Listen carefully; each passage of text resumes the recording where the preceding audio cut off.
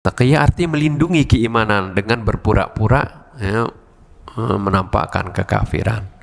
Ini hal yang ada di zaman Nabi, diterangkan dalam Al-Quran, tapi kadang-kadang ini dijadikan simbol untuk mendiskreditkan ya, kelompok lain, yaitu seperti Syiah, dikatakan oh bertaqiyah. Bertaqiyah ini masyru' dalam Islam. Jadi kalau kita baca dalam Al-Quran, kita pelajari Al-Quran, renungankan Al-Quran, bimbingan Al-Quran jelas sekali. Jadi bagaimana keimanan tersebut adanya dalam hati, nggak bisa kita ngelihat hati orang.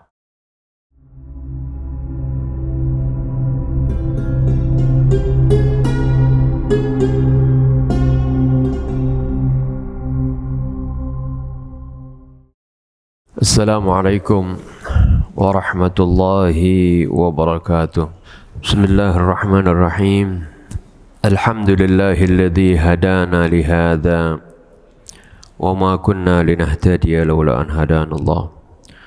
Wassalatu wassalamu ala sayyidina Muhammad ibn Abdullah wa ala alihi wa sahbihi wa man jahada fi sabilihi wa wala. Amma ba'du, para hadirin dan hadirat jamaah Masjid Al-Mahdi yang dimuliakan Allah Subhanahu wa taala. Alhamdulillah wa syukurillah, kita panjatkan puji syukur kita kehadirat Allah Subhanahu wa taala atas segala karunia-Nya, rahmat-Nya, taufik serta hidayah-Nya yang tiada hentinya tercurah kepada kita, terutama sekali nikmatul iman wal Islam, wa kafa bihima min ni'mah. Para hadirin dan hadirat sekalian, alhamdulillah pada kesempatan kali ini kita telah memasuki tahun baru yang Hijriah 1447, dan kita berada di tanggal 9 dari bulan, salah satu di antara 4 bulan yang dimuliakan oleh Allah Subhanahu wa taala, yaitu bulan Muharram. Berlalunya hari, berlalunya minggu, demikian pula bulan dan tahun. Ini tiada lain adalah merupakan berkurangnya jatah hidup kita di dunia ini. Kita diperintahkan untuk selalu ingat kepada Allah Subhanahu wa taala. Berulangnya hari dan tahun, Allah sering mengingatkan kepada kita tentang pentingnya waktu. Bagaimana kita harus benar-benar memanfaatkan waktu kita ini untuk segala sesuatu hal yang akan memberikan kemanfaatan dan kebahagiaan fid dunya wal akhirah. Allah Subhanahu wa taala berkali-kali bersumpah dengan waktu, baik itu waktu fajar, waktu duha, waktu siang, waktu malam, dengan firman-Nya wal fajr wa layalin ashr. Begitu juga wadduha wal laili idza saja. Dan bukan saja waktu per waktu, bahkan Allah bersumpah demi waktu secara keseluruhan. Wal asr innal insana lafi khusr. Demi waktu, demi masa, Allah nyatakan bahwasanya sungguhnya manusia berada di dalam kerugian. Innal insana lafi khusrin illa alladhina amanu wa amilus salihat wa tawasaw bil haqqi wa tawasaw bis sabr. Kecuali mereka-mereka yang beriman dan beramal saleh. Artinya ini yang dikecualikan dari mereka-mereka yang merugi. Allah Subhanahu wa taala nyatakan tadi innal insana, sungguhnya manusia. siapapun dia, lafi khusrin, berada di dalam kerugian. Nah, di antara semua manusia itu Allah kecualikan, ya, illal ladzina amanu, mereka yang beriman, wa amilus shalihat, dan beramal soleh. Ini yang dikecualikan, artinya ini golongan atau orang-orang yang tidak merugi, karena mereka isi waktu mereka dengan keyakinan dan keimanan kepada Allah Subhanahu wa ta'ala dan amal-amal yang soleh, bukan menghamburkan waktunya, bukan membuang-buang waktunya, apalagi mengisi waktunya dengan kekufuran atas nikmat-nikmat Allah dan juga kemaksiatan kepadanya. Illal ladzina amanu wa 'amilus shalihat wa tawasaw bil haqqi wa tawasaw bis sabr. Jadinya yang Allah kecualikan adalah mereka-mereka yang beriman dan beramal saleh, dan juga untuk menjaga keimanan dan amal saleh ini mereka saling berwasiat, saling mengingatkan di antara mereka untuk senantiasa melakukan kebenaran dan untuk senantiasa bersabar di dalam menghadapi ujian, karena di dalam kehidupan dunia ini ya, tidak lepas dari ujian, baik itu ujiannya berupa kesenangan maupun ujian berupa kesusahan. Ini di antara kita diingatkan untuk selalu saling berwasiat, saling berpesan, ya, dalam kebenaran, karena terkadang kita ini suka lupa, terkadang kita ini suka menyimpang, suka tergelincir. Jika kita saling mengingatkan, niscaya kita akan tersadar kembali, kita akan kembali ke jalan yang lurus. Nah, itulah gunanya bagaimana pentingnya saling menasihati di dalam kebenaran ini, agar supaya apa yang mulai menyimpang, apa yang mulai lupa diingatkan kembali, agar supaya kita kembali kepada track yang benar, jalan yang benar. Ini wa tawasaw bil haqqi. Dan juga wa tawasaw bis sabr, kita diingatkan untuk saling berwasiat dalam kesabaran. Ya. Karena ya, menjalankan kebaikan pasti ada godaannya, baik godaan dari syaitan yang sudah bersumpah untuk menggelincirkan anak cucu Adam, maupun godaan dari diri kita sendiri, hawa nafsu, ya, innan nafsa la ammaratum bisu. Dan godaan syaitan ini bukan saja syayatinal jin, tapi juga syayatinal ins. Setan-setan bukan saja dari bangsa jin, tapi juga setan dari bangsa manusia, ya, yang mana mereka sudah diliputi, ya, oleh godaan syaitan, sehingga mereka pun ikut menjerumuskan manusia-manusia yang lain kepada kemaksiatan dan keingkaran kepada Allah Subhanahu wa ta'ala. Oleh karena itu, berwasiat tentang kesabaran dalam menjalankan ketaatan kita kepada Allah, dalam meninggalkan kemaksiatan, maupun di dalam menghadapi berbagai kesulitan, itu sangat penting, karena demi menjaga konsistensi kita di dalam keimanan dan amal soleh. Para hadirin dan hadirat sekalian, kita juga, ya,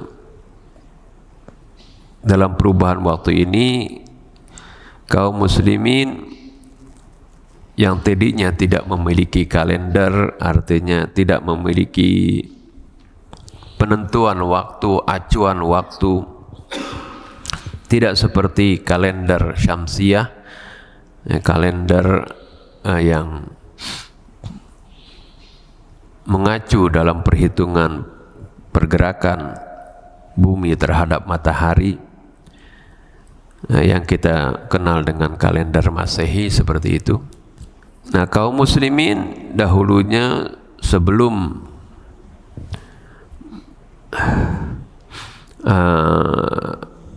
ditetapkan di masa Sayyidina Umar ibn al-Khattab radhiyallahu an, mereka sudah tahu tentang perubahan waktu, yaitu tentang perubahan waktu berdasarkan perhitungan bulan atau yang kita kenal kalender Qamariyah seperti itu.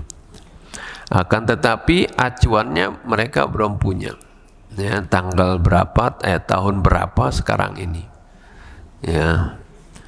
karena memang belum ada ketentuan tentang awal tahunnya itu kapan.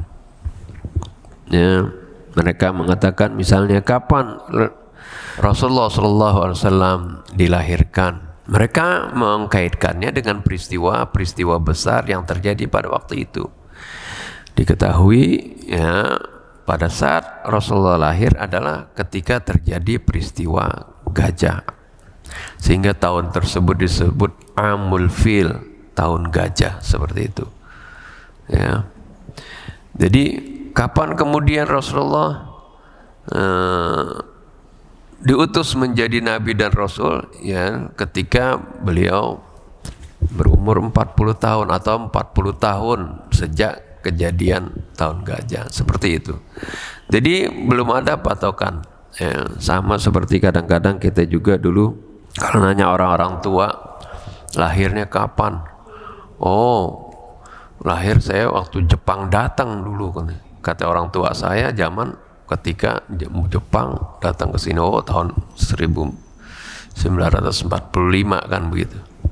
Tapi dia menyebutkannya tidak, orang tua dulu kadang-kadang nggak menyebutkan itu karena nggak tahu, ini di Betawi dulu nggak tahu tanggalnya seperti itu, acuannya kapan.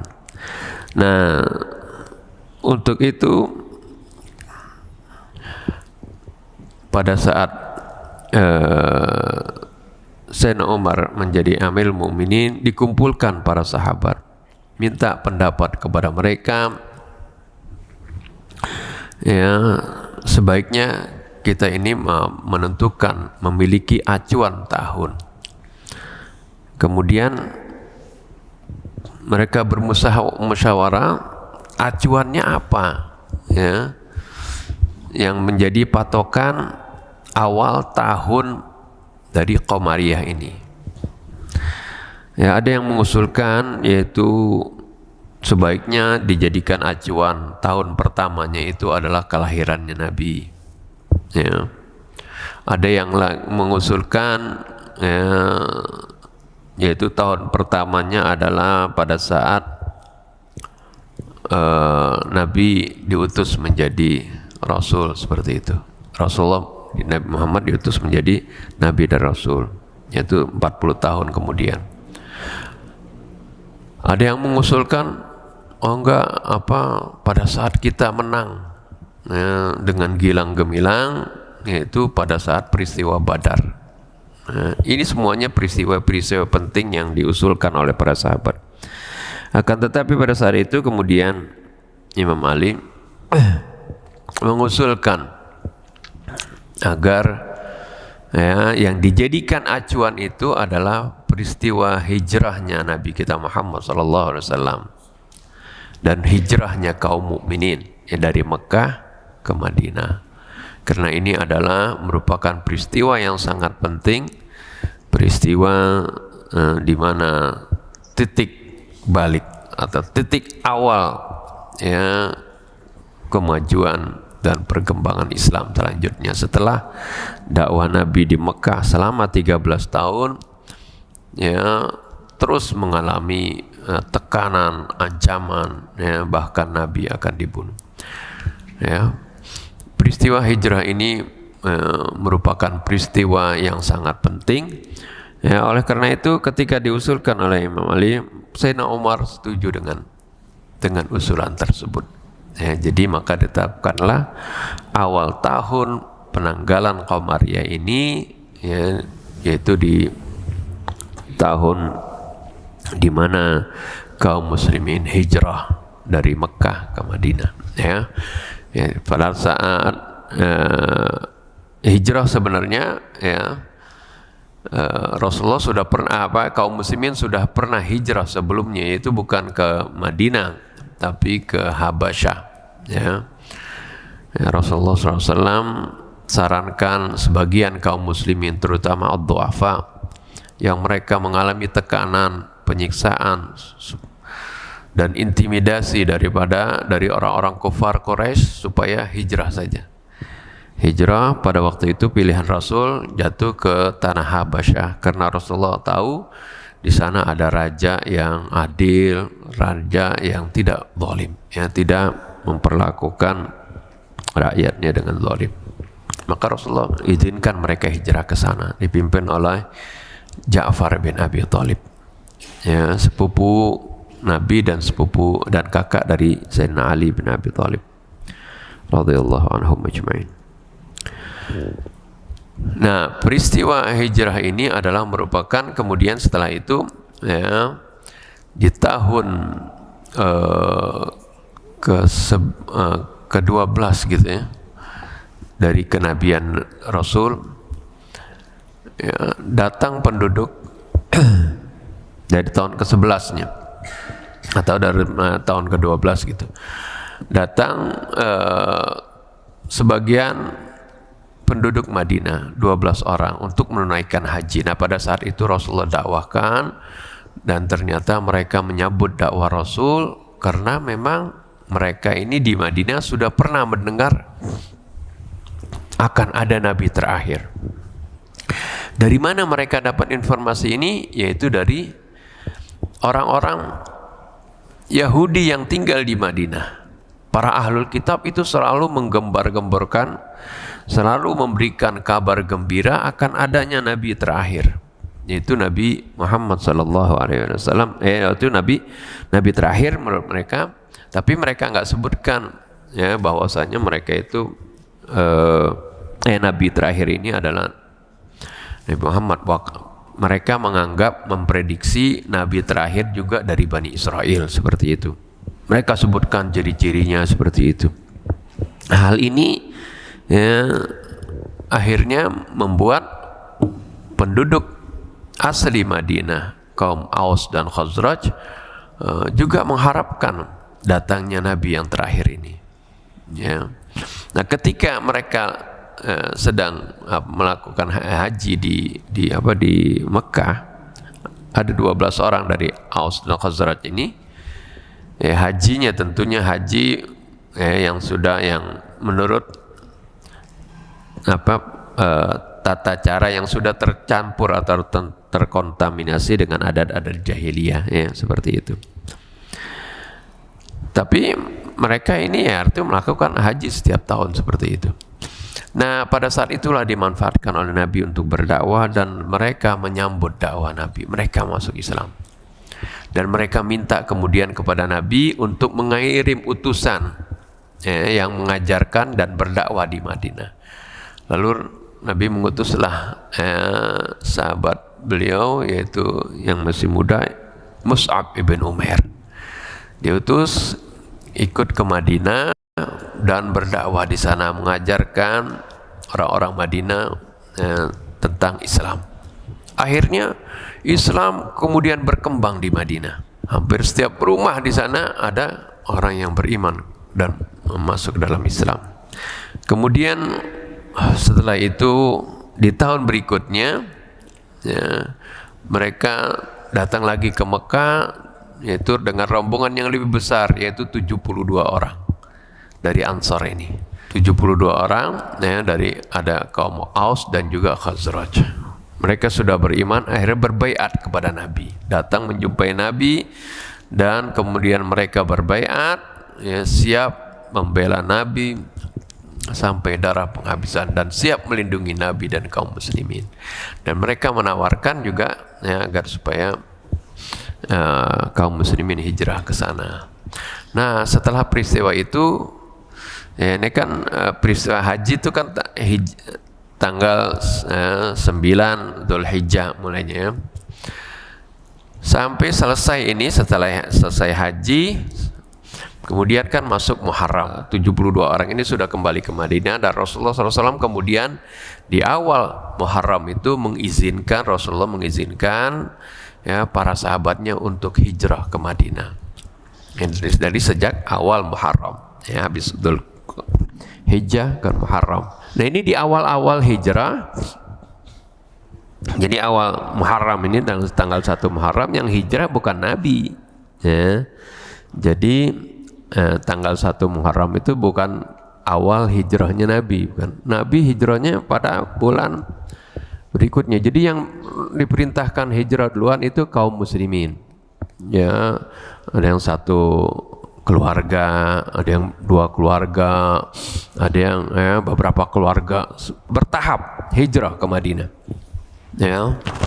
Semuanya hijrah ke Madinah secara bertahap ya, sampai Sayyidina Umar pun sudah hijrah ke Madinah seperti itu. Nah, kemudian Rasulullah SAW ya, pada saat Sayyidina Abu Bakar juga minta izin untuk hijrah ke Madinah, Rasulullah bilang, tunggu nanti kalau Allah mengizinkan aku hijrah ya, kita hijrah bersama, seperti itu. Akhirnya Rasulullah SAW ternyata ya, apa yang dilakukan ya, oleh Rasulullah dan kaum muslimin ini diawasi oleh kufar Quraisy. Orang kufar Quraisy melihat pergerakan kaum muslimin ke Madinah dan juga melihat bagaimana sambutan orang-orang di Madinah, dan mereka sudah banyak yang masuk Islam. Nah, mereka khawatir terhadap dakwah Nabi akan terus menyebar, bahkan bukan saja di kota Mekah tapi sudah menyebar ke Madinah. Akhirnya mereka bermusyawarah. Para pembesar kufar Quraisy ini bermusyawarah di tempat namanya Darun Nadwah. Ini tempat permusyawarahannya orang-orang kufar Quraisy. Kalau tempat musyawarahnya dan berkumpulnya kaum muslimin di Mekah itu namanya Darul Arqam ya. Itu Darul Arqam artinya rumah Arqam, dari sahabat Nabi yang bernama Arqam ibn Abi Arqam. Itu rumahnya dijadikan selalu tempat musyawarah, mungkin tempat rumahnya besar gitu, jadi tempat pertemuan kaum muslimin di situ. Tapi kalau orang kufar Quraisy berkumpul di Darun Nadwa. Di Darun Nadwa ini mereka bermusyawarah, yaitu mengemukakan, membicarakan bagaimana kita menghentikan dakwah Muhammad ini, katanya. Ya, akhirnya ada yang mengusulkan, udah kita usir saja dia. Nah, kalau usir ya nanti dia akan dakwah lagi tempat lain. Oh enggak, kalau gitu ditahan saja, dikurung, di penjara istilah kalau sekarang ya, dikurung di rumah, jangan boleh keluar supaya enggak bisa berdakwah. Nah, kemudian ada yang mengusulkan lagi, ya enggak, udah bunuh saja. Tapi ketika sudah disepakati, ya udah kita bunuh saja dia. Ya, mereka bingung lagi. Ini kan Muhammad adalah seorang dari bangsa Quraisy, dari Bani Hashim, suatu kabilah yang kuat ya, dan memiliki kekeluargaan yang besar seperti itu. Kalau kita bunuh nanti Bani Hashim akan menuntut balas ya, terhadap orang yang membunuhnya. Akhirnya mereka berembuk lagi, bermusyawarah. Kemudian ya, ada yang mengusulkan, enggak, kalau gitu, kalau cara membunuhnya adalah kita kumpulkan semua pemuda, kita ambil semua pemuda dari Bani Quraisy, dari semua kabilah, kita ambil satu pemuda ya, yaitu tujuannya nanti para pemuda ini yang akan membunuh Nabi, dan ketika Bani Hashim ingin menuntut terbunuhnya Nabi, ya, menuntut darah tersebut, ya, ingin membalas dendam, nah membalasnya ke semua kabilah. Nah akhirnya nggak mampu kan, akhirnya pasti nggak mampu karena harus membalas kepada semua kabilah, berperang dengan semua kabilah, nggak mampu. Ini taktik bagaimana mereka melakukan persekutuan jahat, ya, seperti itu. Ya, kita lihat banyak sekarang orang-orang kafir itu ingin memerangi Islam, yang tidak senang dengan Islam, mereka, ya, melakukan persekutuan, ya, bergabung, ya, bersatu memerangi kaum muslimin, sedangkan kaum musliminnya bercerai-berai. Inilah fitnah yang besar yang Allah Subhanahu wa taala firmankan, ya, bagaimana orang-orang munafik, orang-orang yang kafir, ba'dhum awliya'u ba'd, sebagian mereka menjadi pelindung, ya, bagi sebagian yang lain. Ya, bagaimana orang-orang kafir sebagian menjadi aulia, artinya pelindung bagi yang lainnya. Ini disebutkan dalam surah Al-Anfal, walladzina kafaru ba'dhum awliya'u ba'd. Orang-orang kafir saling melindungi satu sama lain. Mereka bersatu satu sama lain. Ya, walaupun mereka, ya, juga terdiri dari kelompok, ya, berkelompok-kelompok sama. Ya, bahkan di antara mereka asalnya saling bermusuhan, tapi ketika menghadapi kaum muslimin mereka bersatu. Mereka saling dukung, mereka saling bantu. Ba'dhum awliya'u ba'd. Ini ayat 72 dari surah Al-Anfal. Allah Subhanahu wa taala katakan, illa taf'aluhu takum fitnatun fil ardi wa fasadun kabir. Ya. Jika kalian tidak melakukan hal yang sama, arti kaum muslimin tidak bersatu, tidak membantu satu sama lain, maka niscaya akan terjadi fitnah. Fitnah arti ujian, cobaan, ya, intimidasi, tekanan, itu fitnah. Arti fitnah beda dengan fitnah arti dalam bahasa Indonesia dengan fitnah dalam bahasa Arab. Akan terjadi bencana, akan terjadi malapetaka, akan terjadi azab, akan terjadi, ya, intimidasi, ujian, cobaan, dan sebagainya. Ini yang dialami kaum muslimin, karena kaum muslimin selalu di antara mereka saling mengkafirkan, ya. Orang yang benar-benar berjuang dengan nama Allah, ya, dengan menolong saudaranya seperti yang di Palestina, dituduh dia bukan Islam seperti itu. Mereka berperang, Iran itu yang membantu setiap tahun, ya, setiap saat selalu membantu saudaranya di Palestina. Dibilang itu kan Syiah, katanya bukan Islam.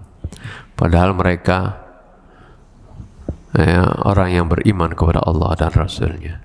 Mereka salat, mereka zakat, mereka puasa, mereka pergi haji, ya, seperti itu.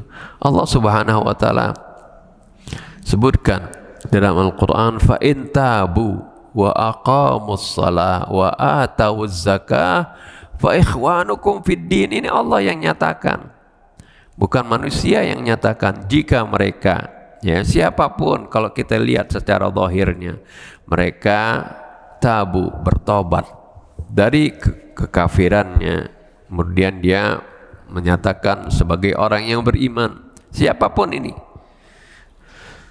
ya, fa in tabu, kemudian setelah bertobat, ya, artinya yang asalnya kafir, yang asalnya musyrik, yang asalnya, ya, ateis sekalipun, siapapun mereka, ya, kemudian dia bertobat, dia mengucapkan 2 kalimat syahadat, asyhadu an la ilaha illallah wa asyhadu anna muhammadar rasulullah.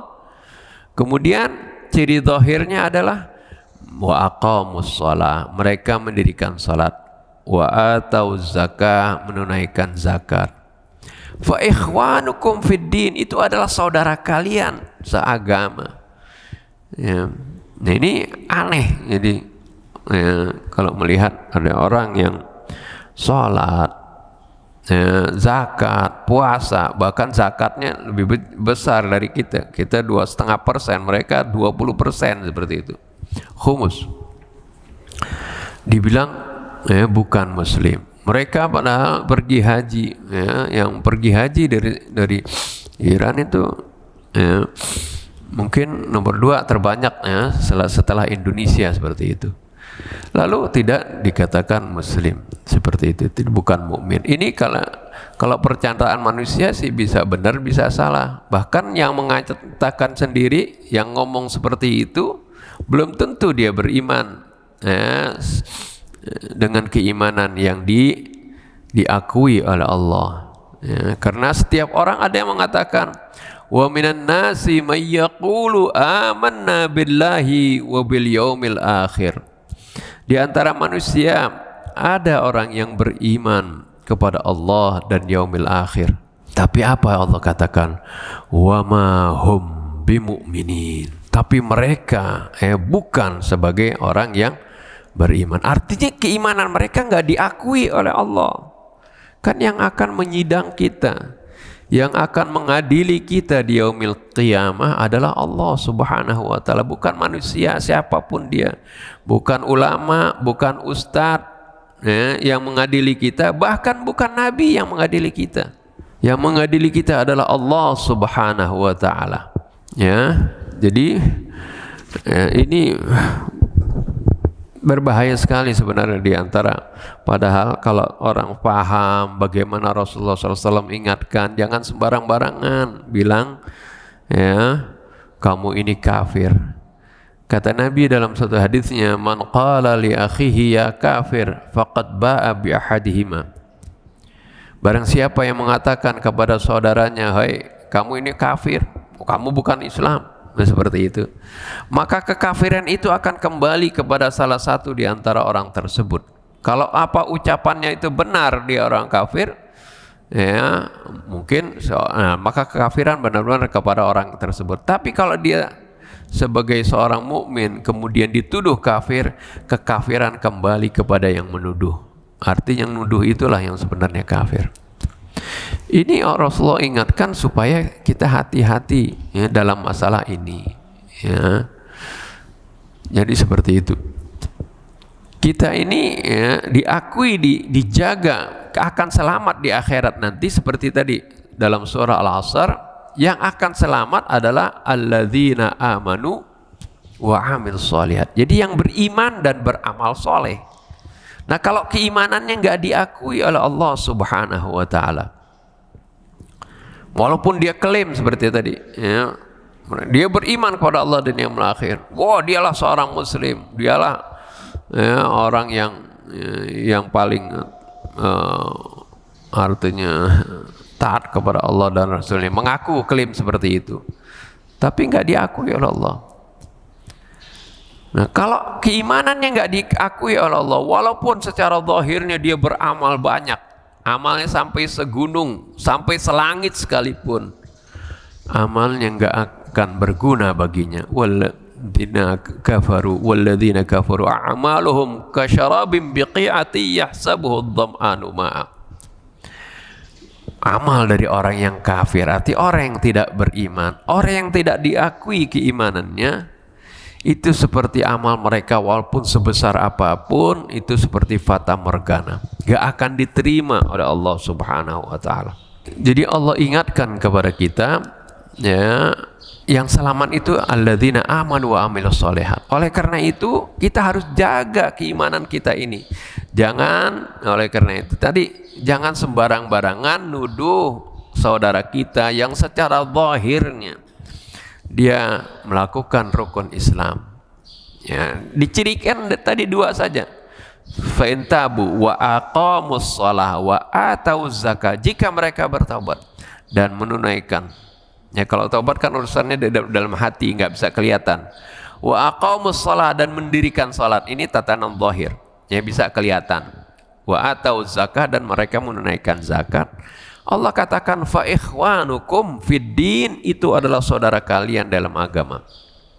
Innamal mu'minuna ikhwatun, sungguhnya orang-orang yang beriman itu bersaudara. Jadi seperti ini.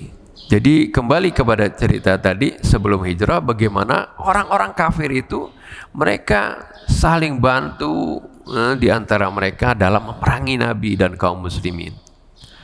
Ya, begitu juga sekarang, bagaimana orang-orang kafir saling bekerja sama, membantu, bersatu di dalam memerangi kaum muslimin, sedangkan kita saling bermusuhan satu sama lain. Saling gontok-gontokan, saling tadi tuduh, oh kamu bukan Islam, yang Islam saya, yang kamu bukan mukmin, saya yang mukmin saya, seperti itu. Klaim-klaim, ya. Padahal klaim-klaim ini tadi orang-orang munafik pun mereka sholat, orang munafik, tapi mengklaim dirinya sebagai seorang yang beriman, tapi nggak diakui keimanannya. Jadi hati-hati seperti itu, jaga keimanan kita, karena ini modalnya iman dan amal soleh. Amal soleh mungkin kita nggak banyak amal solehnya, tapi didasari dengan keimanan, ini akan diterima oleh Allah. Daripada orang yang banyak segudang, amal solehnya segunung, bahkan sampai langit amal solehnya, tapi tidak didasari dengan keimanan yang benar kepada Allah dan Rasulnya. Tidak diimani, didasari dengan keimanan, maka ya, seperti Allah katakan tadi, a'maluhum kasarabim biqiyah, amal mereka seperti fata morgana, hilang, habis semuanya. Nah, ini oleh karena itu ini bukan hal yang sepele, ya, menuduh seorang itu dengan tuduhan sebagai kafir, ya. Kita itu diperintahkan untuk melihat orang itu secara zahir. Ya, Sayyidina Umar pernah mengatakan al-hukmu bil-zawahir wallahu yatawallas sarair. Kita itu menghukumi seorang itu secara zahirnya. Ya, kalau dia sudah bersyahadat, dia sholat, menunaikan zakat, itu adalah dia saudara kita seiman. Fa in tabu wa aqamus shalah wa atawuz zakah fa ikhwanukum fid din. Jadi Allah kasih guidance. Kalau masalah keimanan itu adanya dalam hati, nggak bisa kita lihat hati orang. Bahkan ada orang, ya, karena terpaksa dia mengucapkan kata-kata yang kafir, ya, mengucapkan kata-kata yang kufur, tapi dalam hatinya tidak. Ya, ini nggak bisa kita bilang oh dia kafir, karena Allah melihat di hatinya, karena iman itu ada dalam hati. Ini pernah terjadi pada sahabat Nabi Ammar ibn Yasir, ya, seorang sahabat Nabi yang ayah ibunya Yasir dan Sumayyah dibunuh di hadapan matanya, disiksa sampai mati, ya. Sehingga Rasulullah menyatakan dia adalah sebagai awal syahid dalam Islam. Orang tuanya ini Yasir dan Sumayyah, ayah ibunya disiksa, bahkan disiksanya sampai ditarik tangannya itu, dua tangannya diikat ke kuda, kuda sampai terbelah tubuhnya. Ini di hadapan matanya seperti itu, di hadapan anaknya yang bernama Ammar bin Yasir radhiyallahu anhu majma'in. Akhirnya ketika dipaksa, diintimidasi, disiksa, bahkan setelah melihat bagaimana kedua orang tuanya dibunuh, dia dipaksa, kalau kamu mau lepas dari siksaan ini, ucapkan Tuhan kita Hubal. Akhirnya terpaksa Ammar bin Yasir mengucapkan hal tersebut. Setelah itu dia dibebaskan. Setelah dibebaskan, dia datang menghadap Nabi, menangis di hadapan Nabi. Dia Rasulullah, kafar Ammar, Ammar telah kafir. Kenapa ya Ammar? Diceritakanlah bagaimana kedua orang tuanya disiksa di hadapan matanya, dan juga dia disiksa, diintimidasi, dan akhirnya kemudian kalau mau bebas disuruh mengucapkan itu tadi, menyebut Tuhan mereka. Akhirnya saya sebutkan, ya Rasulullah.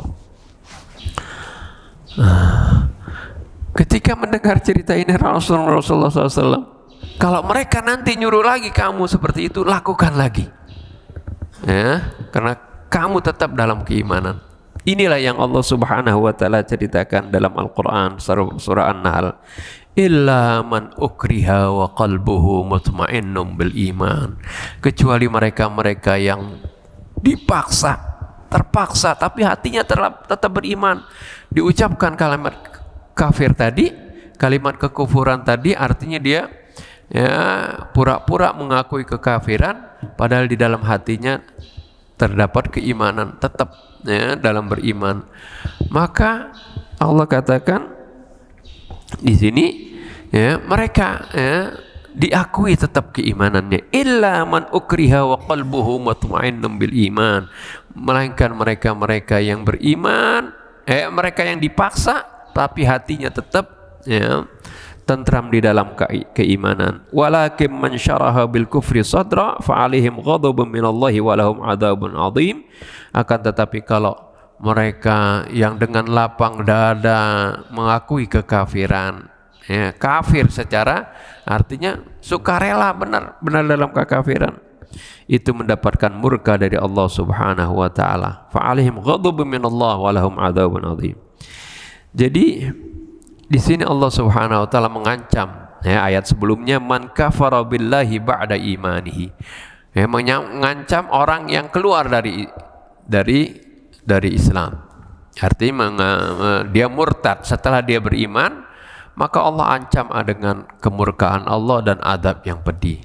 Kecuali mereka-mereka yang tadi yang terpaksa, terpaksa mengaku kafir tapi hatinya tetap beriman karena dipaksa tadi.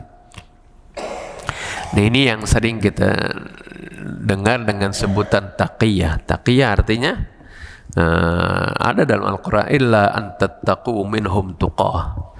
Taqiyah artinya melindungi keimanan dengan berpura-pura menampakkan kekafiran. Ini hal yang ada di zaman Nabi, diterangkan dalam Al-Quran, tapi kadang-kadang ini dijadikan simbol untuk mendiskreditkan kelompok lain, yaitu seperti Syiah, dikatakan bertaqiyah. Bertaqiyah ini masyru' dalam Islam. Jadi kalau kita baca dalam Al-Quran, kita pelajari Al-Quran, renungkan Al-Quran, bimbingan Al-Quran jelas sekali. Jadi bagaimana keimanan tersebut adanya dalam hati, nggak bisa kita ngelihat hati orang. Kita hanya melihat tatanan zahir, apa yang terlihat di mata kita. Dia sudah bertobat, dia sudah menjalankan sholat, dia melaksanakan sholat dan juga menunaikan zakat, maka dia adalah saudara kita. Jadi tadi al-hukmu bil-zawahir wallahu yatawalla sarair, itu sesuai dengan apa yang Allah Subhanahu wa Ta'ala syariatkan dan juga apa yang dijalankan oleh Nabi. Kita melihat seorang dari zahirnya, adapun hatinya yang nilai adalah Allah Subhanahu wa Ta'ala. Terkadang secara zahirnya dia nampak muslim, tapi dalam hatinya terdapat kekafiran. Itu adalah nifak namanya, munafik. Orang yang munafik tadi bukan menampakkan kekafiran tapi menampakkan keimanan, tapi di dalam hatinya ada kekufuran. Itu namanya munafik. Tapi kalau tadi orang yang ada keimanan karena terpaksa, dia menampakkan kekufuran tapi dalam hatinya ada keimanan, itu bukan munafik namanya. Itu yang disebut dalam Al-Quran, illa an tattaqu minhum tuqah, kecuali kalau kalian menghindarkan diri dari kejahatan mereka, kalian berlindung kepada Allah Subhanahu wa Ta'ala dengan tadi ucapan tadi. Jadi Rasulullah pun memerintahkan kepada Ammar, kalau mereka maksa lagi seperti itu, katakan lagi, seperti itu.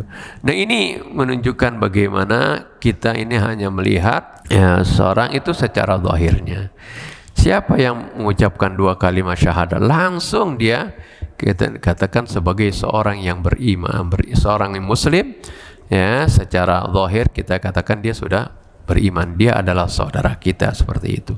Adapun hatinya kita serahkan kepada Allah Subhanahu wa taala, karena yang menghisab, yang mengetahui ya apa isi hati setiap manusia ini adalah Allah Subhanahu wa taala. Ya, Allah Subhanahu wa taala sebagai alimul ghaibi wasyahadah. Ya, ya'lamu kha'inatal a'yun wa ma tukhfis sudur. Allah tahu berbagai pengkhianatan mata dan apa yang tersembunyi di dalam hati. Allah Subhanahu wa taala mengetahui. Oleh karena itu pentingnya keimanan ini. Ya, bagaimana kita harus menjaga keimanan kita sampai kita tutup usia, agar supaya amal ibadah yang kita lakukan ini menjadi valid, artinya menjadi diterima oleh Allah. Sebab tanpa keimanan amal kita tidak akan diterima oleh Allah Subhanahu wa taala. Mungkin salah singkat, jadi bagaimana kita kembali ke peristiwa hijrah. Jadi tadi begitu, ketika sudah direncanakan oleh orang-orang kafir ingin membunuh Nabi, maka Allah Subhanahu wa taala terangkan dalam Al-Qur'an bagaimana rencana jahat yang dilakukan oleh orang kufar Quraisy, diterangkan dalam surah Al-Anfal ayat 30, wa idh yamkuru bikal ladzina kafaru liyuthbituka aw yaqtuluka aw yukhrijuk. Ingatlah tatkala bagaimana orang-orang kafir itu merencanakan makar terhadap kamu, yaitu mereka ingin menahan kamu, membunuh kamu atau mengusir kamu. Wa yamkuruna wa yamkurullah. Mereka melakukan makar, mereka melakukan rencana jahat, tapi Allah balas rencana mereka. Wallahu khairul makirin, dan Allah sebaik-baiknya yang dapat mematahkan makar orang yang berencana jahat tersebut. Jadi bagaimana akhirnya mereka gagal di dalam menjual Nabi ketika Rasulullah SAW kemudian berhijrah, memerintahkan Sayyidina Ali untuk tidur di tempat tidur beliau untuk mengelabui agar supaya mereka ini para pemuda yang mengepung Nabi tidak sadar bahwa Nabi sudah keluar, seperti itu. Begitu juga bagaimana Rasulullah mempersiapkan segala sesuatunya dengan persiapan yang matang, menyewa kuda yang terbaik, menyewa petunjuk jalan yang akan menunjuk guide mereka Rasulullah ke Madinah melalui jalan-jalan yang enggak biasa, bukan jalan biasa tapi jalan tikus istilahnya. Bukan jalan umum, akan gampang terkejar. Kemudian taktik Rasul juga tidak langsung menuju ke Madinah, tapi bertolak belakang menuju Jabal Nur, Gua Thawr. Itu letaknya bertolak belakang dari arah Madinah. Jadi nggak langsung menuju Madinah, bermalam dulu di Gua Thawr. Itu 3 malam di sana. 3 malam, setelah itu udah mulai reda pengejaran, baru mulai berangkat lagi menuju Madinah. Jadi berangkat dalam fiqh sirah disebutkan itu tanggal 2 Rabiul Tsani, Rabiul Awal, dan sampai nanti di Madinah itu tanggal 12. 10 hari perjalanan karena bermalam dulu seperti itu, dan singgah nanti di Kuba, bangun masjid pertama di Kuba dan seterusnya. Inilah peristiwa hijrah. Hijrahnya bukan hijrah Rasul di awal Rabiul Awal, tapi dari hijrah awalnya kaum muslimin dari yang dimulai sejak 1 Muharram tersebut. Ini kemudian dijadikan patokan tahun baru Hijriah. Peristiwa ini peristiwa yang penting di bulan Muharram. Sebenarnya ada peristiwa yang penting lagi yang terkadang ini dilupakan oleh para penceramah ketika, yaitu terjadi di 10 Muharram. Yang diceritakan di 10 Muharram, kata inilah 10 Muharram hari di mana Nabi Adam diterima taubatnya. Hari tanggal 10 Muharram di sana diselamatkan Nabi Allah Nuh dari tufan, seperti itu. turunnya kapal Nabi Nuh di tanggal 10. Begitu juga Nabi Musa diselamatkan dari Firaun tanggal 10. Ini riwayat-riwayat yang ribuan tahun yang lalu diceritakan selalu. Tapi ada peristiwa yang masih dekat dengan dengan wafatnya Nabi kita Muhammad SAW, tapi nggak diungkap-ungkap karena takut tadi, ya. Takut karena dia takut dianggap orang Syiah seperti itu. Yaitu peristiwa di mana terbunuhnya cucu Nabi kita Muhammad SAW tanggal 10 Muharram. Ini banyak kaum muslimin nggak tahu gitu, karena nggak pernah diceritakan, ya, peristiwa ini. Peristiwa tragis, cucu Nabi yang disayang Nabi dibunuh oleh mereka yang mengaku tadi itu, mengaku muslim sama, tapi kok cucu Nabi dibunuh seperti itu, dibantai dengan keluarganya. Ini peristiwa ini nggak pernah diceritakan. Coba dengerin aja penceramah kalau ceramah, pasti ceritanya itu 10 Muharram dulu terjadi peristiwa ini, peristiwa itu, macam-macam seperti yang tadi, ya. Bukan ini untuk peristiwa ini mengungkit supaya kita ada kebencian terhadap orang yang membunuh, bukan. Tapi bagaimana kebenaran itu harus diterangkan, ya. Al-Quran itu menceritakan bagaimana peristiwa nabi-nabi sebelumnya untuk dalam menegakkan kebenaran, ya. Bagaimana perjuangan para nabi menghadapi mereka yang mensekutukan Allah dan yang zalim, yang diceritakan dalam Al-Quran. Nah, inilah yang diperintahkan, faqsusil, yang diperintahkan oleh Allah, faqsusil qasas la'allahum yatadakkarun. Ceritakanlah kisah-kisah yang di sana terdapat pelajaran, ya, terdapat sesuatu hikmah yang besar agar supaya orang-orang bisa mengambil pelajaran. Mungkin saya tidak akan panjang lebar dalam hal masalah ini. Berhubung guru kita sudah datang, ya, kita tutup. Mudah-mudahan Allah Subhanahu wa Ta'ala senantiasa menjaga keimanan kita, keislaman kita sampai kita akhir hayat, sampai kita menghadap Allah Subhanahu wa Ta'ala. Menjaga kita senantiasa istiqamah, ya, di dalam ketaatan kepada Allah Subhanahu wa Ta'ala.